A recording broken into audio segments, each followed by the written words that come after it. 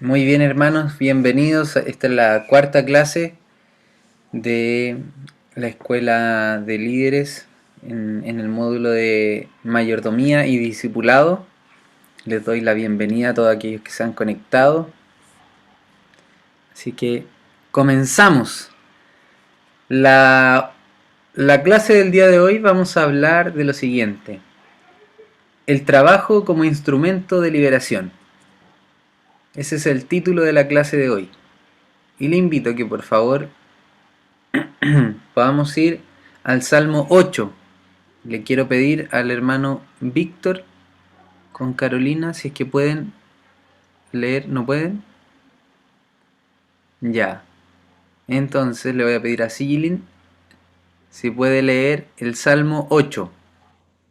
Salmo 8. Sí, por favor.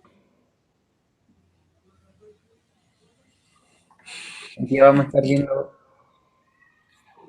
eh, varias cosas que ya hemos tratado, pero vamos a ver, a estudiar cómo los diferentes conceptos que la escritura nos habla nos lleva a la mayordomía y el discipulado, pero también conectándolo con, con cosas que son fundamentales dentro de la vida de un hijo de Dios. Así que una vez que lo tenga, me avisa, Sigilin. ¿Qué versículo? Desde el 1 en adelante. Ya. Amén. La grandeza divina, la grandeza humana. Versículo 1. Nuestro Dios y nuestro Rey, que grande eres en toda la tierra. Tu grandeza está por encima de todos los cielos más altos. 2. Con las primeras palabras de los niños más pequeños y con los cantos de los niños mayores, hasta construido una fortaleza por causa de sus enemigos. Así ha hecho callar a sus enemigos que buscan venganza. 3. Cuando contempló el cielo, la luna y las estrellas que tú mismo hiciste. 4. No puedo menos pensar que somos mortales para que pienses en nosotros y no tomes en cuenta. 5. No creaste casi igual a ti, no trataste como a los reyes. 6. No diste plena autoridad sobre todo lo que hiciste, no, nos diste dominio sobre toda tu creación. 7. Sobre las ovejas y vacas, sobre los animales salvajes. 8. Sobre aves y peces y sobre todo lo que se mueve en lo profundo del mar. 9. Nuestro Dios y nuestro Rey, que grande eres en toda la tierra. La TLA. Amén. Qué potente es el Salmo 8. No es un salmo tan largo, por eso lo leímos completo, pero en el Salmo 8 nosotros podemos rescatar varios puntos de los que hemos estado conversando y hemos estado estudiando a lo largo de este periodo de escuela. Y como primero nosotros vemos la marca que pone el Señor en lo que es la mayordomía. O sea, vemos aquí una marca específica que el Señor pone al hombre sobre la mayordomía. Cuando dice, tú estás por encima de todo, pero tú le diste dominio al hombre. Ahí nosotros podemos ver que el Salmo nos está hablando sobre la mayordomía. Lo segundo es la importancia del señorío o la soberanía de Dios. Nos dice que Él está sobre todas las cosas. Tercero, también menciona lo radical que es el llamado de Cristo al discipulado. O sea, cómo nosotros estamos llamados por el Señor para administrar esta creación, para administrar lo que Dios pone en nuestras manos. Y número 4, nos lleva a reconocer el privilegio de ser llamados a servir y colaborar en la obra de Dios.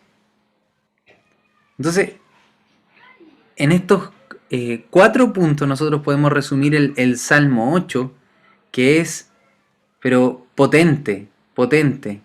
A mí el pasaje que más me gusta, en lo personal hablando, es cuando dice que de la boca de los niños y, y de los que y de los que maman hizo fortalezas por causa de sus enemigos.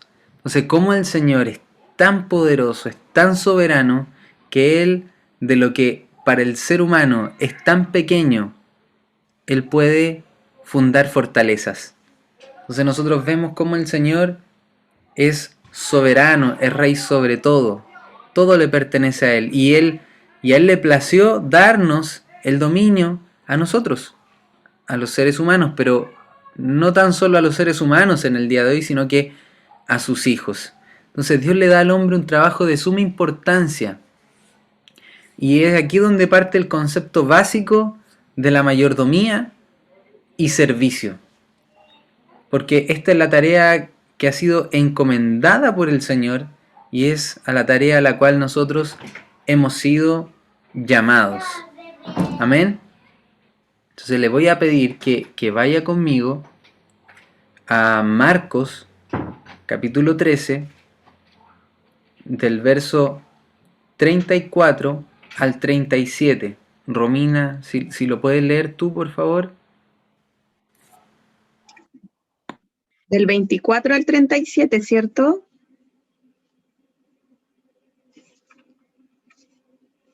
Sí.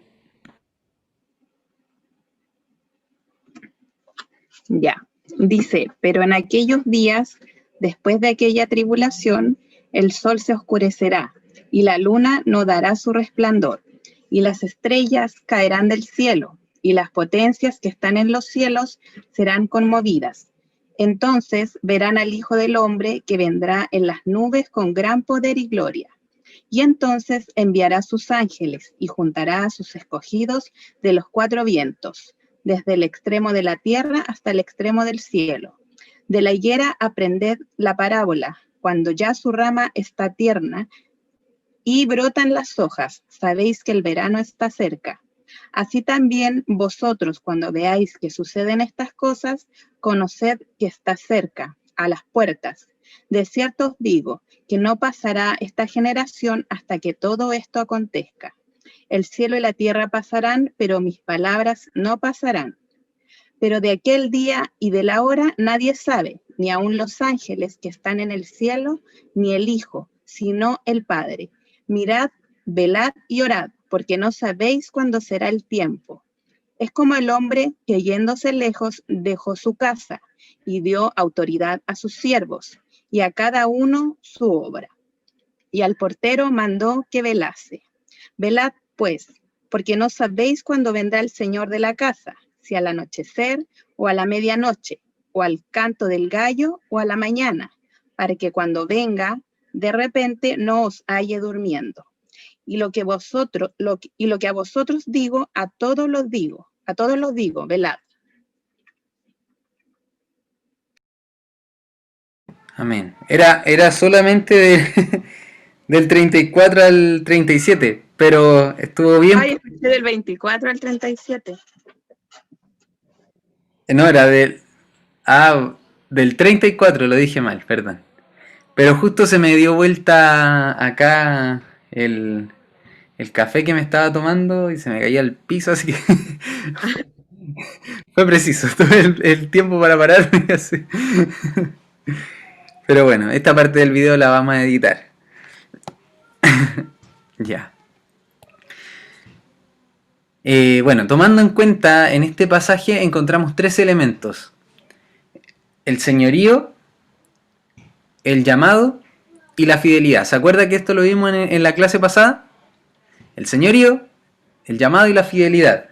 Porque Dios pone en nosotros confianza, pero demanda de nosotros fidelidad. Eso no se nos puede olvidar. Y si nosotros ahora vamos a Génesis 2.15, dice, tomó pues Jehová, Dios, al hombre, y lo puso en el huerto del Edén, para que lo labrara y lo guardase. Dios tomó al hombre y le dio una labor, le dio una tarea, lo puso como un mayordomo, pero ¿para qué? Para servir. Lo puso para labrar y para guardar el huerto del Edén. Primera de Pedro 2.16 dice, como libres, pero no como los que tienen la libertad como pretexto para hacer lo malo, sino como siervos de Dios. Entonces, la libertad nos lleva a nosotros a poder a poder hacer algo, nos habilita para poder hacer algo, que es servir a Dios. Nosotros no tomamos nuestra libertad para hacer lo malo, sino que para servir a Dios. Y es lo que hizo Dios con Adán. Adán era un hombre libre, y Dios lo puso en el huerto. ¿Para qué? Para servirle. Y eso era una muestra de la libertad, y es lo que también Pedro nos está diciendo. También podemos leer en Lucas, dice: así también vosotros, cuando hayáis hecho todo lo que os ha sido ordenado, decid: siervos inútiles somos, pues lo que debíamos hacer, hicimos. Imagínense esto. Dios nos da una tarea y nosotros hacemos esa tarea, cumplimos con esa tarea. Pero cuando usted cumpla con esa tarea, cuando yo cumpla con esa tarea, ¿qué es lo que tenemos que decir? Siervos inútiles somos. Porque no hicimos más de lo que nos pidieron. Era lo que teníamos que hacer. O sea, no hay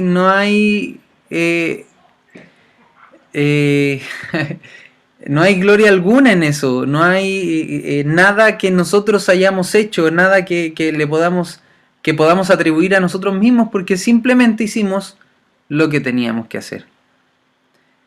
Seguimos con 1 Corintios 3:5. Dice: ¿qué pues es Pablo y qué es Apolo? Servidores, por medio de los cuales habéis creído, y eso según lo que a cada uno concedió el Señor. Acá había una disputa en Corintios, de que unos decían yo soy de Pablo, otros decían yo soy de Apolo, otros decían yo soy de este, y los otros decían yo soy del Señor. y acá el apóstol Pablo está corrigiendo, está haciendo una exhortación, pero dentro de esa exhortación él nos da una luz de lo que nosotros hoy día, para que nosotros podamos entender que ¿qué son los apóstoles? ¿Qué eran estos hombres los cuales algunos estaban peleando ser de uno o del otro? Son servidores. ¿Me podrían repetir los últimos versículos?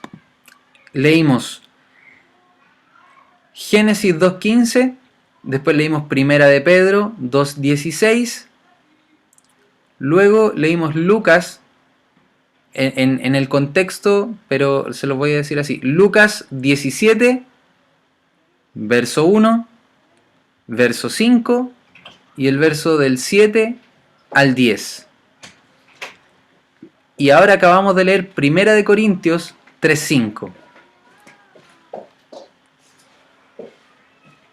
Y ahora vamos a leer 1 de Corintios 4:1.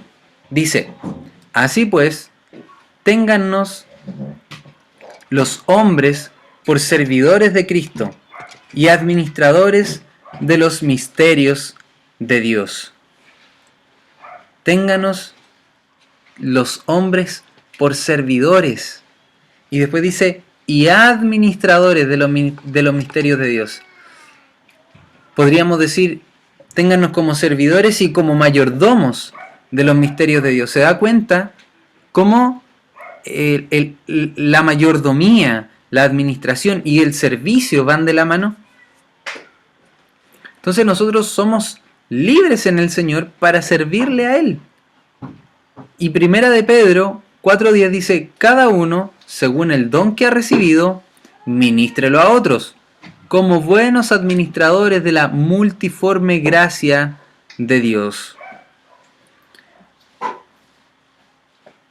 Y después de leer estos pasajes, hermanos queridos, tenemos que entender que los dones, la administración, la gracia, la mayordomía, no es solo para algunos.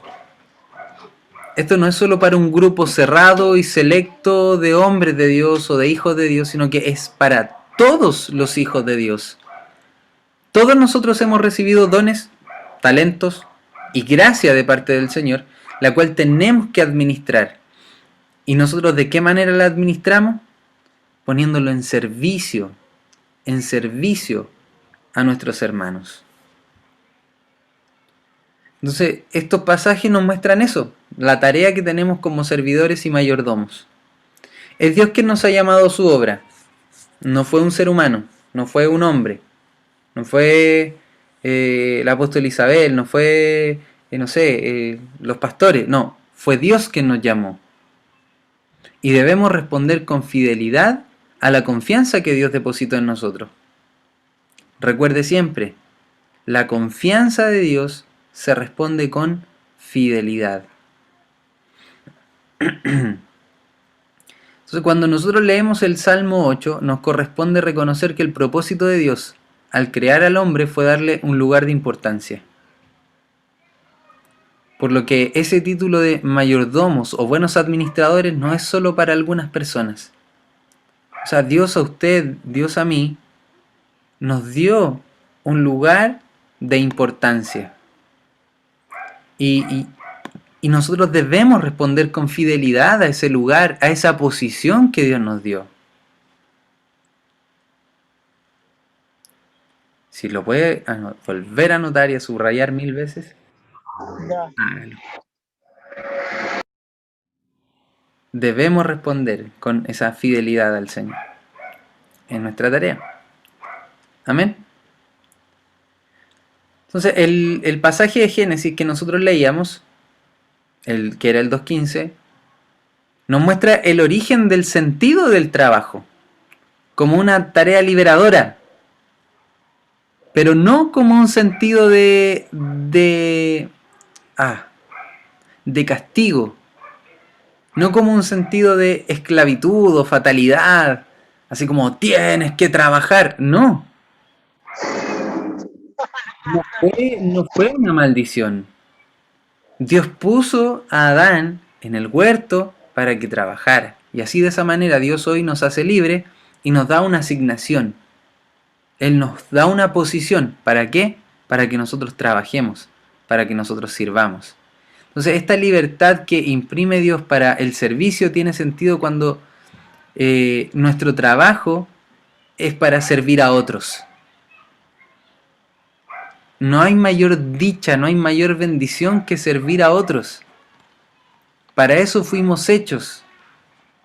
Hay un ejemplo que desde mucho tiempo les vengo dando a los jóvenes y cada vez que puedo mencionarlo, lo menciono. Y es el siguiente. Imagine usted un balón de básquetbol, el cual se está usando para jugar fútbol en una cancha de pasto. ¿Es posible? ¿Se puede hacer? Sí se puede hacer. Imagínense que cuando yo iba en la enseñanza básica con mis compañeros jugábamos hasta con una tapa de la botella, con una pelota de papel o con lo que se pudiera patear, o con la botella misma, con lo que se pudiese patear jugábamos a la pelota. Entonces jugar con una pelota de básquetbol, claro, va a tener unas dificultades, pero se puede hacer. Ahora la pregunta es, ¿esa pelota, ese balón de básquetbol, fue hecho para jugar fútbol? No, para nada. Por mucho que se pueda jugar, no fue hecho para eso. Ahora imagínese ese balón de básquetbol en una cancha de básquetbol, con aros de básquetbol, y usándolo de la manera que corresponde. Este balón va a tener su máximo potencial, porque fue hecho para rebotar. Fue hecho para ser manipulado con las manos, no con los pies. Por lo tanto, el desempeño de este balón va a ser en su máxima expresión en una cancha de básquetbol. Y eso pasa con nosotros. A veces nosotros nos encontramos en esa vida individualista, sirviéndonos a nosotros mismos. Y creemos que funcionamos. Pero yo le puedo decir de parte del Señor, cuando nosotros comenzamos a servir a otros, nos damos cuenta que para eso fuimos hechos. Y sale nuestro máximo potencial. Porque estamos haciendo lo que fuimos llamados a hacer, para lo que fuimos creados. Y por mucho que haciendo las cosas de otra manera hayamos funcionado o haya servido, no se va a comparar cuando nosotros hacemos las cosas para lo que fuimos hechos. Y en este caso para ser mayordomos, para ser administradores, para servir a nuestros hermanos. Entonces la libertad se pierde cuando es suplantada por el individualismo. Cuando nosotros suplantamos el servicio al prójimo por el servicio a nosotros mismos. Cuando todo lo que hago es para mi propio beneficio, por mi propia conveniencia, pero no estoy haciendo las cosas por los demás. Ahí es cuando la libertad se pierde. Ahí es cuando nosotros nos volvemos esclavos. Esclavos del yo, del ego. Entonces aprovechemos cada oportunidad de servicio, porque con eso nosotros honramos a Dios y nosotros suplimos lo que falta y nos mantenemos en la condición de humildad cuando servimos a otros. Cada oportunidad de servicio, hermano, es valiosa. No puede ser desechada, porque en cada oportunidad de servicio que tenemos son las oportunidades que Dios nos da para que podamos crecer en aquello que Él nos llamó, en aquello para lo que nosotros fuimos formados, fuimos hechos.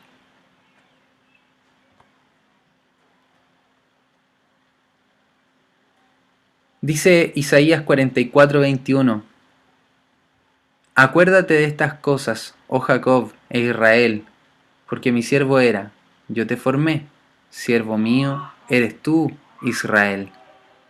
No me olvides. Mantengámonos siempre en esa humildad. Entonces, acuérdese de estas cosas, Romina, hermano Manuel, hermana Yolivet, Fabiana. Recuerde estas cosas, hermano Víctor, hermana Cristina, y etcétera, Silin, hermano Jorge, hermana Cristina Soto. Recuerden estas cosas. Yo te formé, dice el Señor. Siervo mío eres tú. No me olvides. Siervo mío. Siervo mío. Siempre recordemos eso. Somos siervos del Señor. Siervos. Y esto es es un privilegio enorme que nosotros tenemos, el ser siervos del Señor. Entonces, el llamado profético a Israel es un llamado de atención. Pues el pueblo de Dios en los tiempos de la monarquía se olvidó de sus principios. Y de que sus antepasados estuvieron cautivos en Egipto y sufrieron de trabajo forzado. Así que el llamado del profeta Isaías en este caso es volverse a Dios. Pero no volverse a Él, sino que a lo que Él espera de ellos. Eso es volverse al Señor. No es como volverse al Señor en un sentido figurado. Me vuelvo al Señor, vuelvo a mirar a Él. Y mirar solamente, y quedarse ahí mirando al Señor. El volverse al Señor nos lleva a nosotros a hacer lo que Él espera de nosotros. ¿Y qué es lo que espera Dios de nosotros? Es que cumplamos con nuestra vocación como siervos y mayordomos de Dios. ¿Cuántos hicieron un test vocacional alguna vez? Donde le dijeron, no, tú para esto eres bueno, en esto tienes que trabajar, aquí te tienes que direccionar. Tú eres más apegado al arte, tú eres más apegado a lo social, no, tú eres un vendedor innato. El otro día conversaba con la pastora Cecilia y ella me contaba una experiencia de hace muchos años atrás, cuando un grupo de hermanos entró a una empresa, postularon como vendedores. Y la pastora Cecilia me decía que muchos hermanos quedaron como vendedores, pero otros hermanos que eran como más, digámoslo así, como que tenían estudios, no pasaron el test psicológico, porque no estaban hechos para las ventas. Ellos iban por otro lado. Entonces, ¿cómo era esto tragicómico con el hecho de que hermanos que humanamente, digámoslo así, o que uno al mirar puede decir, esta persona tiene más condiciones, no pasaron el test psicológico porque su vocación no eran las ventas, no servían para vender, ellos servían para otras cosas. Entonces, hoy día nosotros hay algo que tenemos dentro y yo le puedo decir, hermano, usted no sirve para el individualismo, usted fue hecho para servir. Y es eso lo que tenemos que hacer, es esa nuestra vocación. Somos siervos y somos mayordomos de Dios. Entonces comience a practicar su vocación. Muchas veces mi hermana me dice, oh, yo no sé por qué estudié lo que estudié, si a mí siempre me gustaron las manualidades, ciertas cosas y todo, pero bueno, ya estoy aquí, pues me dice. Entonces ella hubiese sido feliz, yo creo, siendo parvularia. Pero en el Señor nosotros tenemos una vocación. Y nunca es tarde para cumplirla, nunca es tarde para hacerla. Amén. Entonces, ¿cuál es la figura más frecuente que usó Jesús para hablar del trabajo que realizaban sus seguidores? Y aquí le pido que participemos, por favor, un ratito. En las parábolas, en las enseñanzas, ¿cuál era la figura que Jesús usaba? Que lo hemos estado viendo todas estas clases. Aquí tiene la autorización para desmutearse.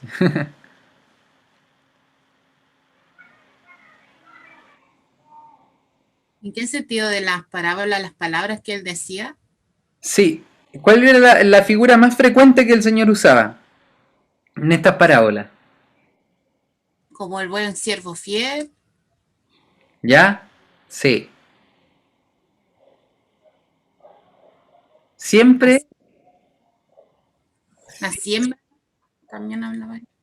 sí, pero siempre que Jesús usó parábolas, Él habló de mayordomos o de siervos fieles. El reino de Dios es semejante a un amo que se fue de viaje y dejó a su siervo. El reino de Dios es semejante a un siervo que esperaba a su amo. ¿Me entiendes? Siempre Jesús, o frecuentemente Jesús ocupó esta figura de los siervos fieles, los mayordomos, y también otros mayordomos que eran malvados. Lo que leímos delante, o lo que leía Romina en Marcos, sí, en Marcos capítulo 13, del verso 34 en adelante. Es como el hombre que yéndose lejos dejó su casa y dio autoridad a sus siervos. ¿A quién dio autoridad? A sus siervos. A sus siervos, y a cada uno su obra. Y al portero mandó que velase. Velad pues, porque no sabéis cuándo vendrá el Señor de la casa. Entonces, estas figuras nos llevan a que nosotros somos aquellos que debemos estar velando. ¿Pero por qué debemos estar velando? Porque somos los siervos, somos los mayordomos, somos aquellos que esperamos a nuestro amo. O la Virgen es prudente. Como las vírgenes, que también tienen que estar velando. Hay un velar, pero ¿por qué velamos? No es porque sí, es porque tenemos una posición para velar. Tenemos una condición que Dios nos dio para que estemos velando.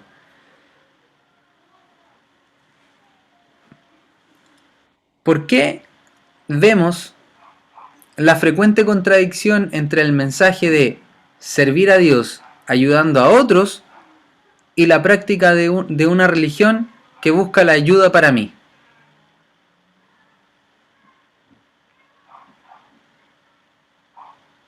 Lo planteo de otra manera.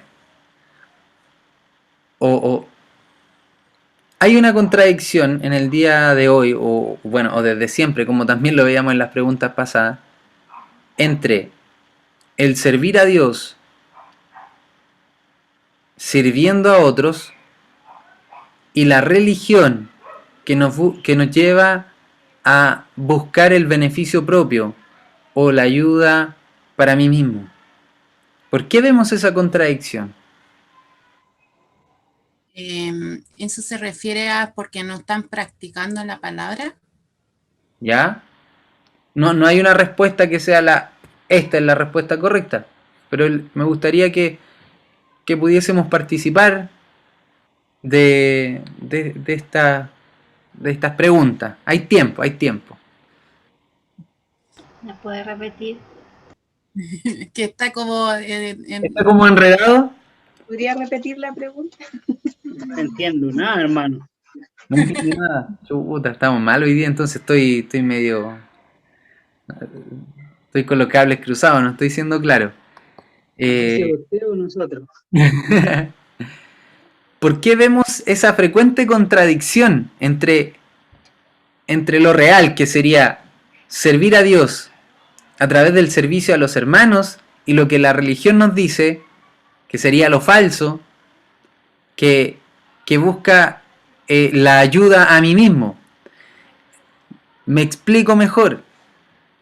Una persona viene a la iglesia porque quiere ser sana, porque necesita salir de un problema, porque tiene alguna enfermedad. Viene al Señor porque encontró en la religión algo no sé, que lo lleva a sentirse bien consigo mismo. Pero el llamado que el Señor nos hace es a servirle. Y en ese servicio servimos a los demás. ¿Por qué? ¿Por qué se da esto? Que al final se contradicen, se contraponen estas posturas. ¿Y por qué encontramos que a veces pesa más esta, la de la ayuda a mí mismo, que el servir a otros? Y yo creo que a lo mejor nosotros, los seres humanos, como que siempre queremos para nosotros, para nosotros, para nosotros, y cuando nos toca, yo creo, ayudar de corazón nos cuesta. Entonces, claro, muchas veces los seres humanos buscan al Señor solo por conveniencia propia, pero cuando tiene que ayudar realmente a la persona a servir al Señor en todo sentido, ahí como que se contradice, ¿y yo por qué tengo que hacerlo? ¿O yo por qué y no va al otro? Creo que puede ser eso. ¿Ya? ¿Sí? ¿Sí? O sea, usted dice que es por causa de la humanidad misma, que el ser humano Claro, tiende a pensar en sí.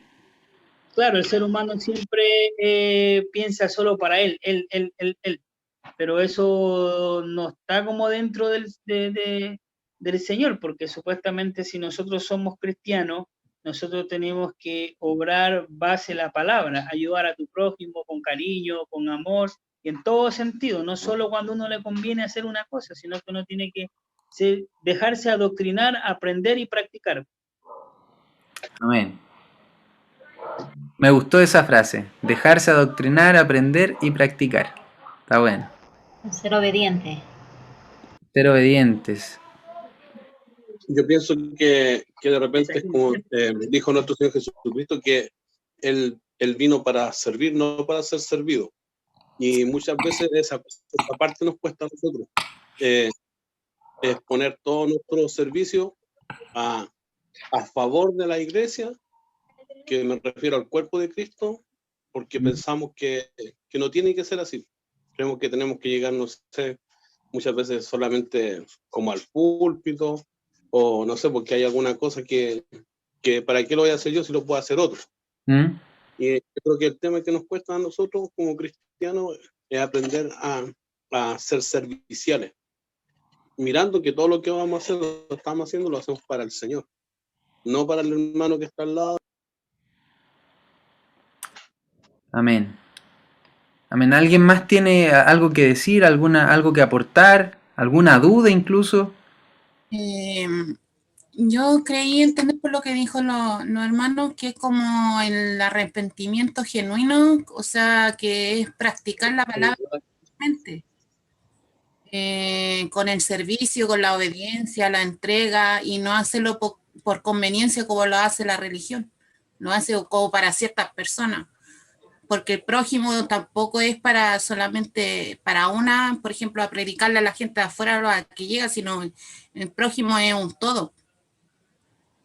Amén. Entonces, como como con arrepentimiento genuino diariamente y practicando la palabra. Claro. ¿Alguien más? ¿Romina?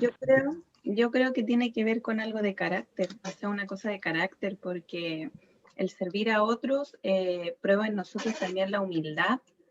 Y cuando nosotros queremos las cosas así como para uno, como que yo no hago eso, yo no sirvo, como que nosotros esperamos que nos sirvan, tiene que ver con el ego también, con el individualismo, con eso, pero cuando nosotros nos humillamos y nos disponemos a servir, estamos también matando nuestra carne. Mm, Y eso. amén. En base a las respuestas que ustedes han dado, yo les quiero invitar a que hagamos la siguiente reflexión.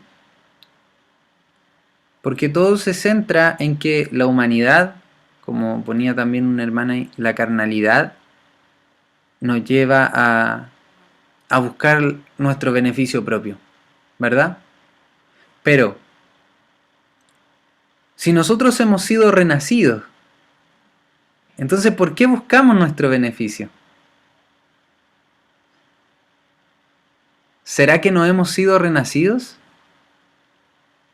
¿Será que no hemos permitido que el Espíritu Santo obre en nuestras vidas?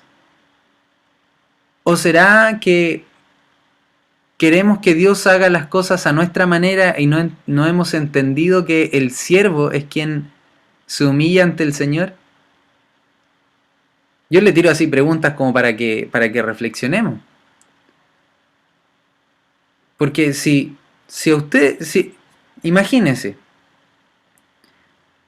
si en base a esta palabra que hoy día estamos estudiando, nosotros entendiéramos que nuestro bienestar está en el bienestar del otro. O sea, para yo estar bien, yo debo velar porque el hermano Manuel esté bien.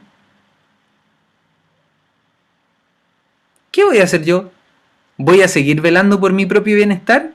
¿O me voy a volcar a que el hermano Manuel esté bien? Entonces a veces nosotros no queremos mirar más allá y nos cerramos en nosotros mismos. Y eso dificulta el llamado que el Señor nos hace, dificulta la tarea de la mayordomía.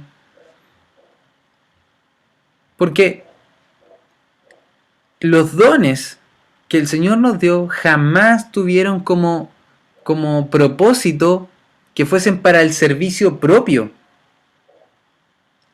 Imagínense, Dios me da el don de sanidad. ¿Y para qué Dios me da el don de sanidad? ¿Para sanarme a mí mismo o para sanar a otros? Para sanar a otros, para ayudar al prójimo y asimismo como da la bendición, recibe la bendición.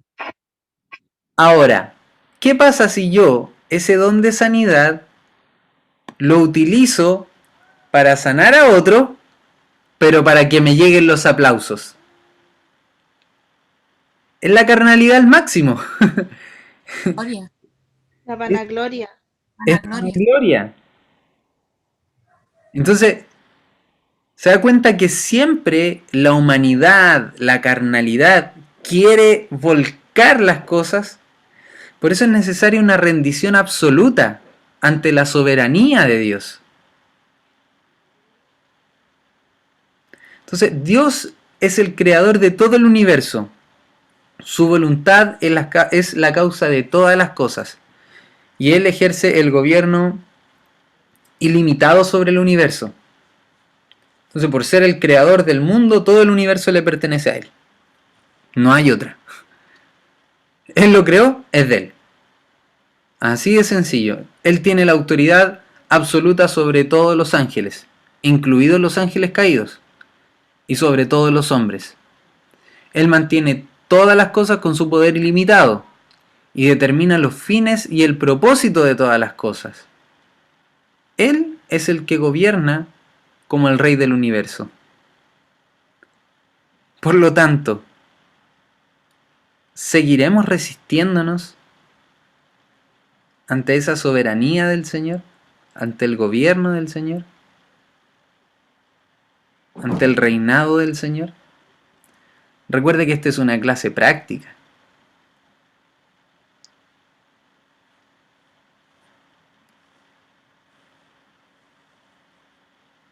en el contexto cabe también tocar el asunto de la voluntad de Dios. No sé si a usted le llamó la atención recién lo que acabo de decir, que es Dios quien determina también los propósitos. Y Dios es soberano en todos los sentidos. ¿En qué relación está su voluntad con esta afirmación? Básicamente se puede hacer una distinción entre la voluntad establecida y la voluntad revelada de Dios. Esta diferencia tiene su base en Deuteronomio 29:29. Si lo puede buscar, por favor, Deuteronomio 29:29. No sé si se dio cuenta que la clase dio como un giro porque nos metimos en la voluntad de Dios.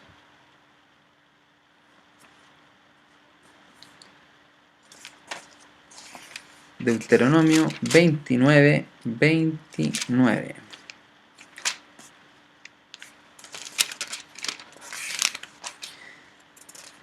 Dice, las cosas secretas pertenecen a Jehová nuestro Dios, mas las reveladas son para nosotros y para nuestros hijos para siempre, para que cumplamos todas las palabras de esta ley.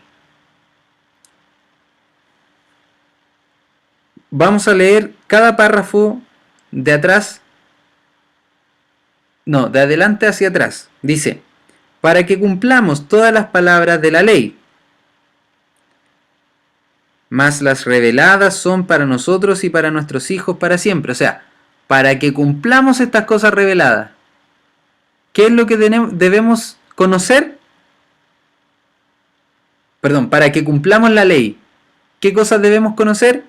Las cosas reveladas. Porque las cosas secretas pertenecen a nuestro Dios. Vuelvo a explicarlo. ¿Y por qué lo leo desde atrás para adelante? O desde adelante hacia atrás. Porque acá está llegando a una conclusión. Dice, para que cumplamos todas las palabras de esta ley. ¿Pero de qué forma vamos a cumplir todas las palabras de la ley? Conociendo esas cosas reveladas. Conociéndolas. Me acuerdo que el apóstol Norman Parich decía, hay personas que, hay un versículo bíblico que dice que cosas mayores de las que Jesús hizo, haremos. Y él decía, hay personas que todavía no hacen ni las mismas y ya quieren hacer las mayores. Y hay personas que quieren buscar los misterios ocultos del Señor, pero no practicamos las cosas que el Señor ya nos reveló. Entonces nosotros debemos, esas cosas reveladas son para nosotros. Son para que nosotros podamos cumplir la voluntad del Señor que está establecida en su ley. Entonces la voluntad decretada de Dios está básicamente escondida en Dios. Y por lo tanto es desconocida. Necesito que alguien busque Romanos 9, 18 al 20.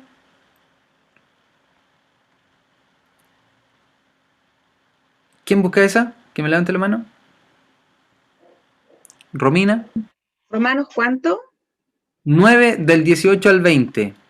Fabiana, ¿puedes buscar Romanos 11 del 33 al 34?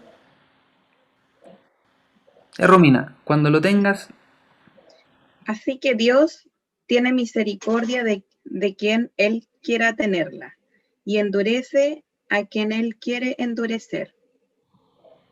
Pero tú me dirás, entonces, ¿por qué todavía no echa la culpa a Dios? ¿Quién puede oponerse a su voluntad? ¿Hasta qué versículo? Hasta el 20. Respondo, ¿quién eres tú para pedirle cuentas a Dios? ¿Acaso le dirá la olla de barro al que la modeló? ¿Por qué me hiciste así? Es la NBI. Ya, está bien. Pero se da cuenta ese misterio de la voluntad de Dios, que Él ablanda y endurece el corazón de quien quiere, y podrá decirle la olla de barro, ¿por qué me hiciste así? O sea, ahí está esa voluntad que Dios ha decretado, pero es esa voluntad escondida.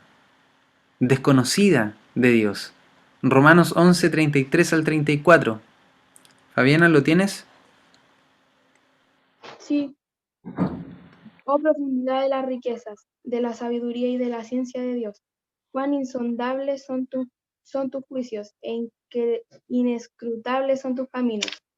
Porque ¿quién entendió la mente del Señor o quién fue su consejero? ¿Quién entendió la mente del Señor? ¿Quién fue su consejero? Acá tenemos muestras de esta voluntad que es desconocida para nosotros, que es incomprensible. Pero su voluntad revelada fue dada a conocer. Su voluntad revelada fue dada a conocer a través de la palabra de Dios. Y la palabra de Dios la encontramos aquí, en la Biblia. Mateo 7:21. Hermana...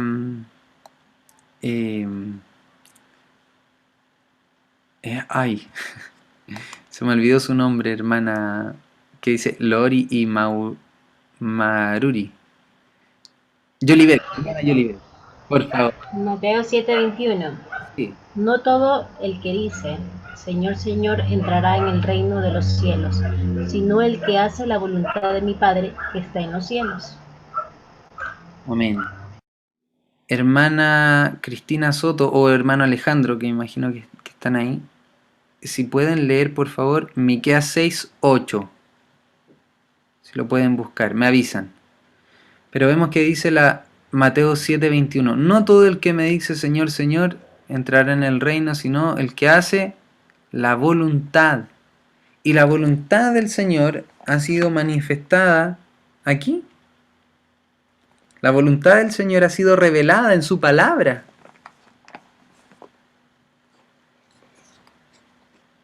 La voluntad del Señor. ¿Tienen Miqueas 6:8? Hermanos. Sigilin puede buscar Miqueas 6:8. Yo. ¿Usted la tiene, hermana? Sí. Ya. Oh hombre, Él te ha declarado lo que es bueno y que pide Jehová de ti, solamente hacer justicia y amar misericordia y humillarte ante tu Dios. Oh hombre, Él nos ha revelado lo que para Él es bueno. Hacer justicia, humillarnos ante el Señor. Esa es la voluntad revelada del Señor. Dígame, hermano, yo le hago la pregunta. Teniendo esas cosas claras, ¿necesitamos mayor revelación o mayor profundidad de los misterios desconocidos, de cosas, no sé? ¿Lo necesitamos? Si la voluntad revelada del Señor está ahí, ante nuestros ojos. Entonces, esforcémonos en practicar. Esforcémonos en el ejercicio de su voluntad. Dios está absolutamente libre. Él ejerce su voluntad siempre de acuerdo con sus atributos y esto es a la vez la expresión máxima de la libertad. Y es ahí también donde nosotros tenemos que llegar, estar siempre libres, haciendo la voluntad del Señor. Porque y aquí es donde está el misterio, cuando usted hace la voluntad de Dios, estará completando su vida. Cuando nosotros hacemos la voluntad de Dios, nuestra vida encuentra la plenitud y la verdadera libertad. No esa libertad que el mundo busca. Ok, hermana, no hay problema. Acabo de leer su mensaje, por eso digo eso. Dios no tiene que obedecer a ninguna ley superior ni a ninguna causalidad, porque Él es Dios. Pero nosotros sí. Ahora, nosotros obedecemos al Señor porque Él es nuestra fuente. Entonces, cuando conocemos la personalidad de Dios, las características de Dios, es también donde comenzamos a conocernos a nosotros mismos. lo que Dios ha depositado en nosotros. Entonces, hermanos, para ir concluyendo,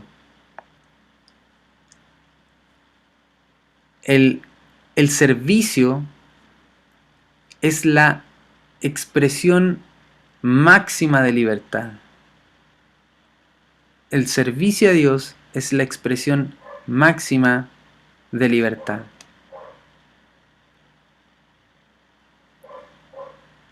Si usted quiere vivir como un hombre libre, sirva al Señor. Porque aquellos que no sirven al Señor son esclavos. Son esclavos de su propio ego, son esclavos del enemigo. Son esclavos del que gobierna este mundo, que les ha dicho, preocúpate de ti y de nadie más. Pero la expresión máxima de la libertad o el trabajo es un instrumento de liberación. Así que, hermano, el llamado es a que usted viva en libertad, en los diferentes tipos de servicio. ¿Por qué no el día de mañana usted puede estar compartiendo esta clase, enseñando a otros que vienen detrás de usted, siendo ejemplo de mayordomo, de diácono, de servidor, para aquellos que están buscando hoy día referentes? Entonces, les animo de verdad para que usted también pueda soñar los sueños de Dios, los sueños que Dios tiene con usted, aquellos que Él ya determinó desde antes de que usted naciera, y que nos podamos alinear y podamos encontrar esa conexión donde, wow, estoy pleno porque estoy sirviendo, estoy haciendo la voluntad de Dios y he conocido la plenitud. Amén. Amén, hermanos. Entonces, que el Señor